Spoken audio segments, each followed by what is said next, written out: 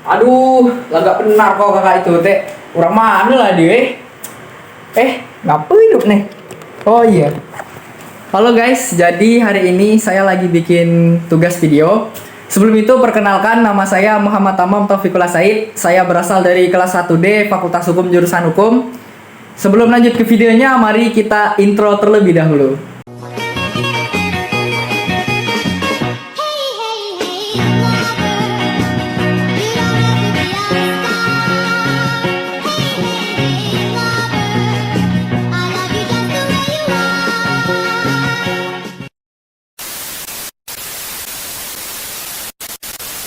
Nah, sebelum membahas mengenai periode-periode terkait perkembangan hak asasi manusia internasional, saya akan membahas sedikit mengenai hak asasi manusia internasional. Hak asasi manusia internasional sendiri adalah hukum internasional yang bertujuan untuk memajukan HAM di tingkat sosial, regional, maupun domestik. Hak asasi manusia internasional sendiri didasarkan pada pengakuan bahwa semua manusia memiliki hak-hak dasar dan kebebasan fundamental yang tidak dapat dicabut. Nah, hak asasi manusia internasional sendiri terdiri dari beberapa bagian. Bagian yang pertama yaitu perjanjian internasional. Perjanjian internasional adalah perjanjian yang mengikat secara hukum antara negara-negara yang telah menyetujuinya. Adapun bagian yang kedua yaitu hukum kebiasaan internasional. Hukum kebiasaan internasional adalah aturan hukum yang berasal dari praktik-praktik negara yang konsisten. Adapun bagian-bagian yang lainnya yaitu seperti deklarasi, kedua itu pedoman, dan prinsip yang diadopsi daripada tingkat internasional.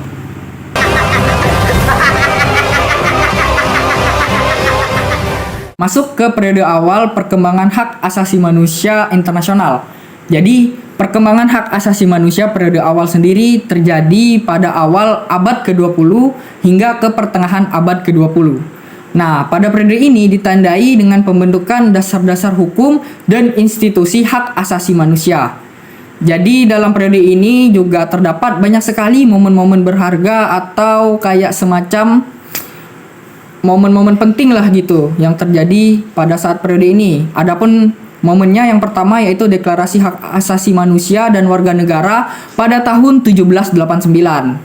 Nah, meskipun kejadian ini terjadi pada akhir abad ke-18, namun deklarasi ini menjadi salah satu fondasi penting untuk pemikiran hak asasi manusia modern seperti sekarang ini.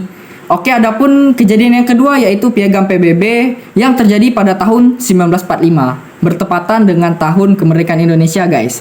Jadi, setelah Perang Dunia Kedua, pembentukan Perserikatan Bangsa-Bangsa atau yang biasa dikenal dengan PBB menandai langkah signifikan dalam pengembangan hak asasi manusia di bidang internasional. Piagam PBB ini isinya itu menekankan tujuan-tujuan seperti pelindungan hak asasi manusia serta penegakan perdamaian internasional. Nah, adapun kejadian penting yang ketiga yaitu Deklarasi Universal Hak Asasi Manusia yang terjadi pada tahun 1948. Nah, jadi deklarasi ini disahkan oleh Majelis Umum PBB. Jadi dibikin di awal, nah disahkannya itu pada tahun 1948. Deklarasi ini menjadi dokumen penting yang menetapkan standar global mengenai hak asasi manusia dan merupakan langkah besar dalam mengutamakan hak asasi manusia di internasional. Adapun kejadian atau peristiwa penting yang keempat yaitu Konvensi Internasional tentang Hak Sipil dan Politik pada tahun 1966. Nah, dalam kejadian ini melengkapi deklarasi dengan memberikan landasan hukum yang lebih spesifik mengenai hak-hak individu dan kolektif. Jadi ibaratnya itu kayak penyempurna lah gitu dari beberapa deklarasi yang telah terjadi. Nah, itu apa saja yang terjadi pada periode pertama. Lanjut ke periode kedua.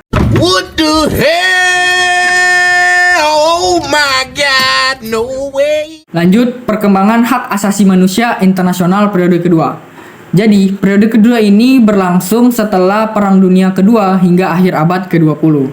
Nah, dalam perkembangan periode kedua ini sudah mulai menunjukkan terkait kemajuan yang signifikan dalam pengakuan serta perlindungan hak asasi manusia. Di dalam periode kedua ini juga terdapat banyak sekali kejadian atau tonggak utama yang mempengaruhi periode kedua ini. Adapun kejadian atau tonggak utama Yang pertama yaitu Deklarasi Universal Hak Asasi Manusia yang diselenggarakan pada tahun 1948. Nah, dalam deklarasi ini terdapat dokumen penting yang diadopsi oleh Majelis Umum PBB yang menguraikan mengenai hak-hak dasar yang harus dihormati serta dilindungi oleh seluruh dunia. Nah, tonggak utama yang kedua yaitu Konvenen Internasional tentang Hak Sipil dan Politik serta Konvenen Internasional tentang Hak Ekonomi, Sosial maupun Budaya yang diselenggarakan pada tahun 1966. Nah, kedua konvenen ini bersama dengan Deklarasi Universal Hak Asasi Manusia membentuk Piagam Hak Asasi Manusia Internasional yang menyediakan tentang kerangka hukum untuk perlindungan hak-hak ini. Adapun tonggak utama yang ketiga yaitu pembentukan Komite Hak Asasi Manusia yang diselenggarakan oleh PBB pada tahun 1966. Komite ini bertugas untuk memantau pelaksanaan konvenen internasional mengenai hak sipil dan politik serta mengawasi kepatuhan-kepatuhan negara anggota terhadap ketentuan-ketentuannya. Adapun tonggak utama yang keempat yaitu Konvensi tentang Penghapusan Segala Bentuk Diskriminasi terhadap Perempuan. Nah, konvensi ini terjadi pada tahun 1979. Apa sih konvensi ini? Nah, jadi konvensi ini itu berfungsi sebagai pengatur hak-hak perempuan dan mengatasi diskriminasi berbasis gender. Adapun kejadian atau tonggak utama yang terakhir yaitu mengenai konvensi tentang hak anak yang diselenggarakan pada tahun 1989. Nah, jadi dalam konvensi tentang hak anak ini terdapat dokumen penting yang menetapkan standar internasional untuk hak-hak anak-anak, termasuk hak untuk perlindungan, pendidikan, maupun kesehatan. Lanjut ke periode ketiga.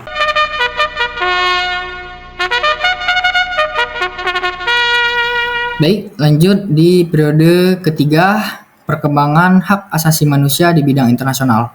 Gas. Oke, dimulai dari kapan sih perkembangan hak asasi manusia internasional itu bermula? Seperti yang sudah kita lihat di slide kedua ini, perkembangan hak asasi manusia itu sendiri bermula sejak akhir abad ke-20 hingga saat ini. Nah, jadi bisa dibilang periode ketiga ini merupakan periode terakhir dari perkembangan hak asasi manusia di bidang internasional. Nah, dalam periode ketiga ini sudah mulai menunjukkan beberapa kemajuan penting dan tantangan baru. Apa aja itu? Mari kita lihat. Nah, kemajuan dan tantangan tadi termasuk di dalam aspek utama dari perkembangan di periode ketiga ini. Jadi setelah saya mencari, saya menyelam, saya mendalami berbagai situs di internet, akhirnya saya menemukan ada kurang lebih 4 aspek utama dari perkembangan periode ketiga itu. Apa saja sih? Oke, lanjut kita lihat. Aspek yang pertama yaitu perluasan dan penguatan instrumen internasional.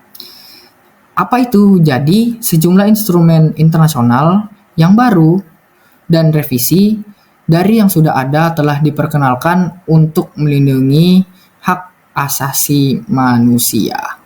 Nah, jadi dari periode-periode sebelumnya itu kan banyak tuh deklarasi-deklarasi. Nah, di periode ketiga ini sudah mulai nih ke arah penguatan instrumen internasionalnya. Jadi dari berbagai macam deklarasi-deklarasi tadi itu dikumpulkan, ada yang masih dipakai, ada yang sudah direvisi, lalu diperkenalkan di publik untuk melindungi hak asasi manusia. Apa sih contohnya? Oke, contohnya itu adalah protokol opsional dari Konvensi Hak Anak yang memungkinkan individu untuk mengajukan keluhan ke Komite Hak Anak. Oke, lanjut di aspek utama yang kedua. Nah, aspek utama yang kedua ini yaitu mengenai penerapan dan penegakan.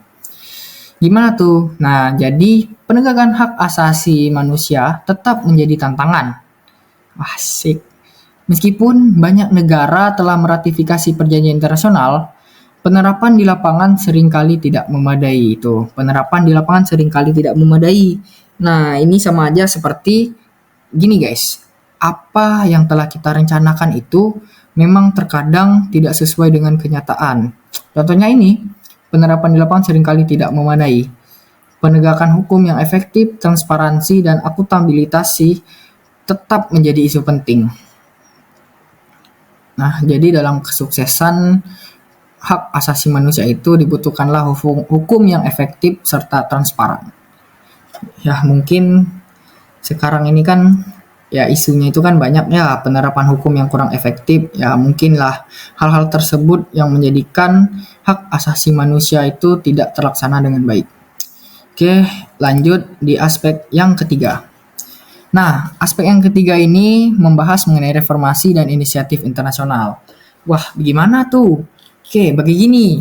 Berbagai inisiatif dan reformasi internasional sedang diperkenalkan untuk mengatasi kekurangan dalam perlindungan hak asasi manusia.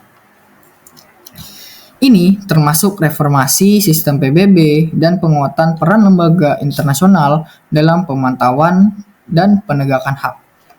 Nah, jadi negara-negara maupun lembaga-lembaga maupun organisasi-organisasi internasional itu memang sejatinya itu sangat-sangat memperhatikan yang namanya hak dan asasi manusia ini. Bagaimana tidak, hak asasi manusia ini merupakan semacam kayak sesuatu hal yang memang harus didapatkan oleh setiap makhluk hidup, khususnya manusia. Bukan setiap makhluk hidup, oleh manusia. Dimana enggak, dari kita lahir hingga kita wafat, kita tetap mendapatkan yang namanya hak. Wah, jangan salah. Nanti setelah kita wafat, kita tetap harus mendapatkan hak. Hak apa bang? Ya hak untuk dikebumikan secara layak, hak untuk jenazah kita diperlakukan secara baik. Nah itu semua itu kan merupakan hak-hak yang wajib kita dapat gitu. Walaupun kita sudah telah tiada dari dunia ini guys. Tuh makanya seluruh dunia ini sangat-sangat memperhatikan yang namanya hak asasi manusia. Lanjut. Oke, ini adalah aspek yang terakhir. Wah, aspek terakhir ini ternyata membahas mengenai pengaruh globalisasi dan teknologi. Gimana tuh? Oke, globalisasi dan kemajuan teknologi mempengaruhi hak asasi manusia dengan cara yang kompleks. Waduh, kompleks. Internet dan media sosial telah menjadi alat penting untuk advokasi dan penyebaran informasi. Ini adalah sisi positif. Tetapi juga apa nih? Ya, memunculkan tantangan baru terkait privasi dan keamanan data. Nah, jadi tantangan di periode ketiga itu ya ini teknologi. Kenapa? Karena dengan adanya teknologi, hak kita jadi nambah, guys. Apa itu yang ya seperti yang di bawah ini terkait privasi dan keamanan data. Kan kita nggak mau tuh kayak misalnya kita kayak baru beli barang nih di Shopee atau di mana lah, baru beli barang, tahu-tahu orang-orang jadi tahu kita beli barang ini kan, padahal kita aslinya nggak mau tahu barang itu kita beli gitu kan. Nah itu udah termasuk pelanggaran hak karena privasi kita itu sudah terganggu. Oke, mungkin sekian di periode ketiga.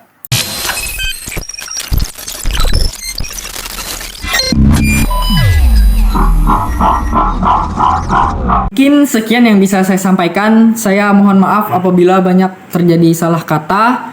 Saya akhiri. Wassalamualaikum warahmatullahi wabarakatuh.